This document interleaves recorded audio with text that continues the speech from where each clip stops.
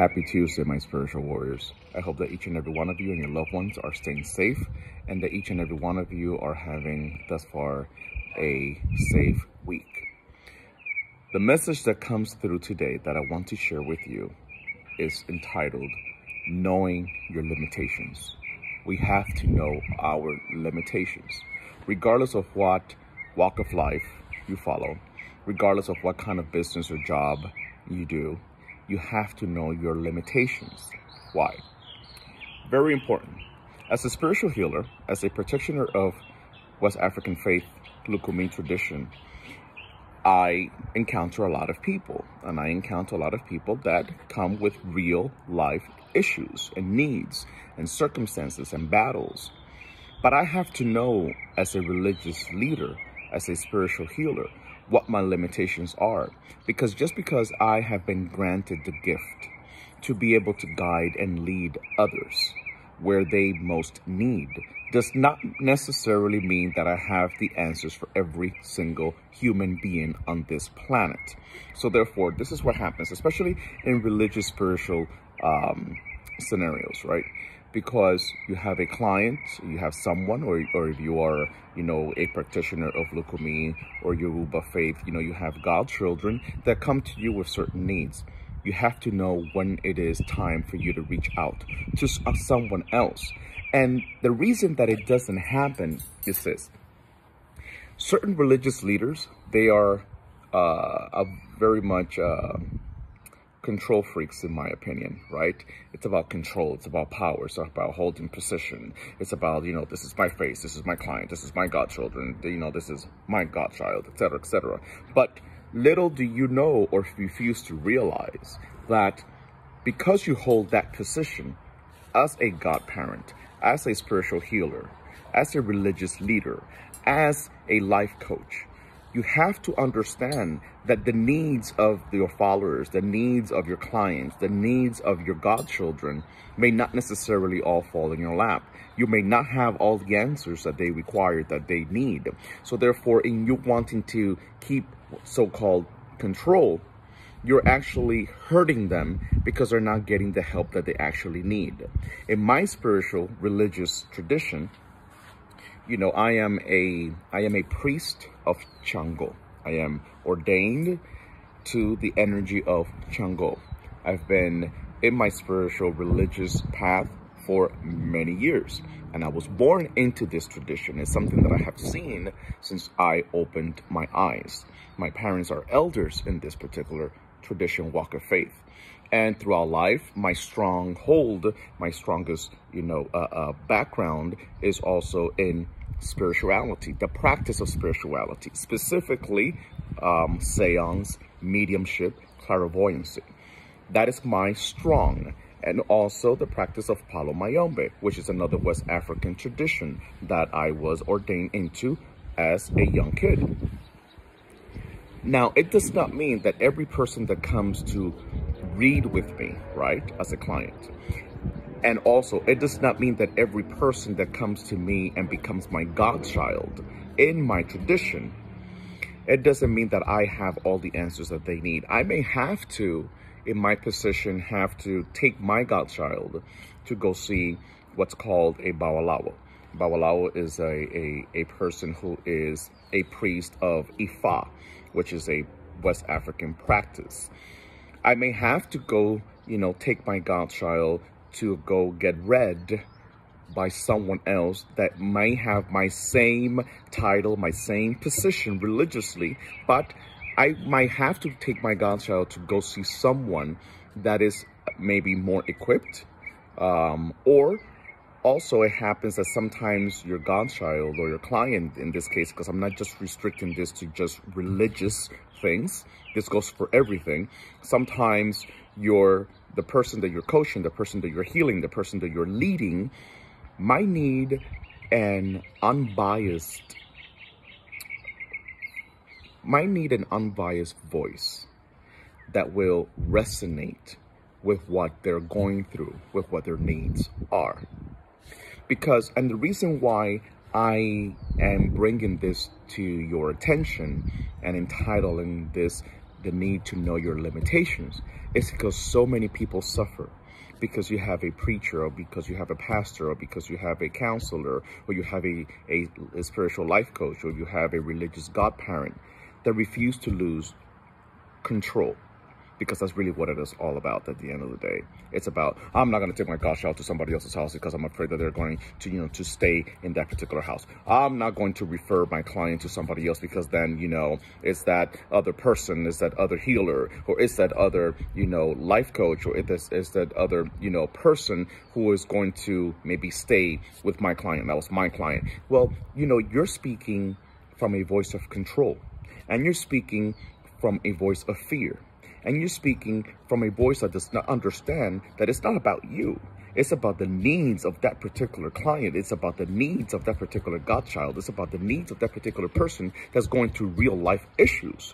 And therefore, if you don't have the answers, and if you don't have what that person needs in order for them to walk into the fullness of their blessings, in order for them to relieve themselves from the ache and the trauma and the situations that they're going through, you're keeping them stuck.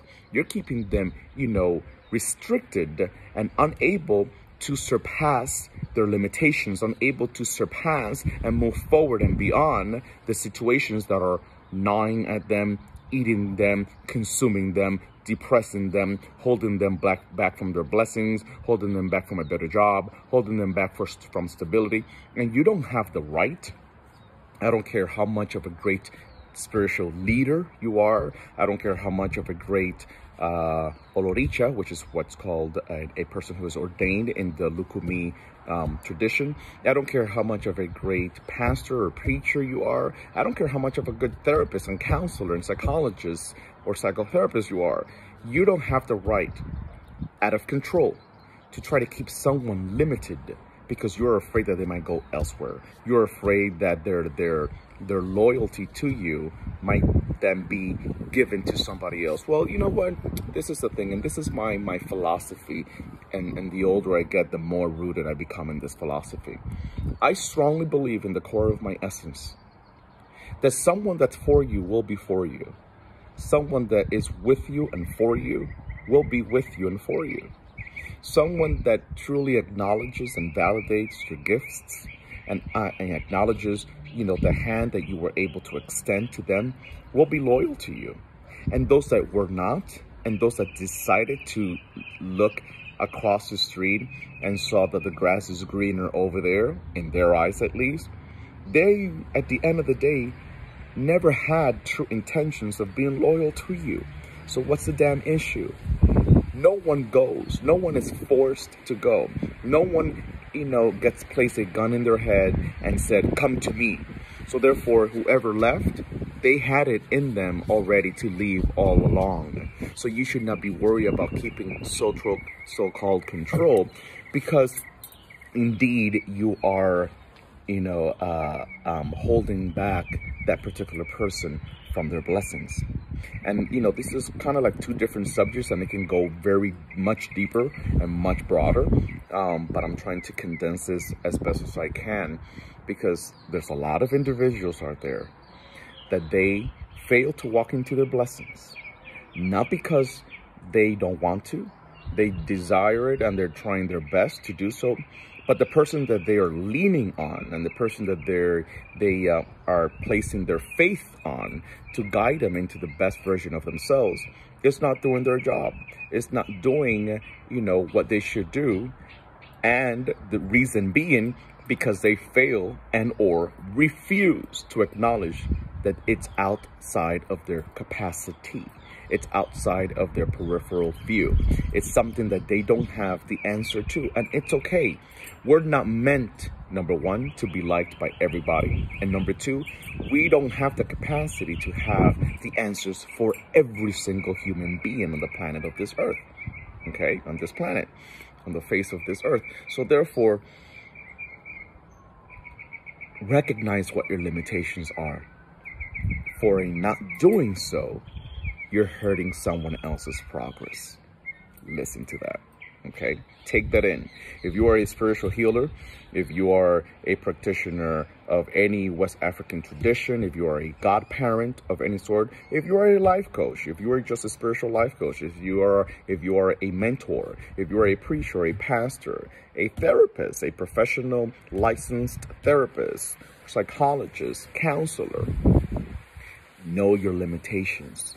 Know what your limitations are.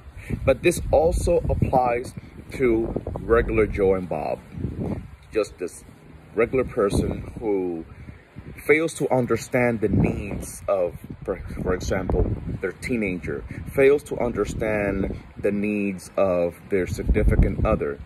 The answers that your significant other needs for their dilemma may not necessarily have to come through your mouth. So don't be afraid to allow your significant other to go somewhere where they can find the answers that they need. Don't be afraid for your to have to take your teenager or advise your teenager to go see someone that can help them, because then you feel that that is a reflection of your parenthood. Quite the contrary. I'm so worried about my son. I'm so worried about my daughter that I would do anything and everything that it takes so that they can get the help that they need if it's not within my capacity. Okay? Stop trying to be your significant other's preacher. Stop trying to be your son's or your daughter's mentor in that particular sense, because what they need may not necessarily be in your hands. And this does not mean that you're not a good parent. And this does not mean that you're not a good leader. And it does not mean that you're not a good coach or a good mentor or a good pastor, preacher. It does not mean that you're not a good counselor, a good therapist. It does not mean that you're not a good madrina, padrino, godparent. It just means that you're human. And it means that your best interest or your heart is in allowing someone else that you should care for and claim to care for find their blessings, even if it's not in your hands. Many blessings to you. I hope this message resonates to you. If this resonates, if this makes sense to you, if you know of a story where you can actually elaborate on this, share it in the comment section. And, hit like, share this message with someone that might need it. It might have not been for you, but it sure is for somebody that you know. So let's help each other here. Let's, maintain a united energy that helps us all grow individually and collectively. Happy, blessed Tuesday. And may the blessings of Olodum, Olodumare, God, the Creator, the Rock, the Almighty, the Rock, the Light of Light, Father of Fathers, be with each and every one of you. Many blessings to you, my beloved spiritual warriors.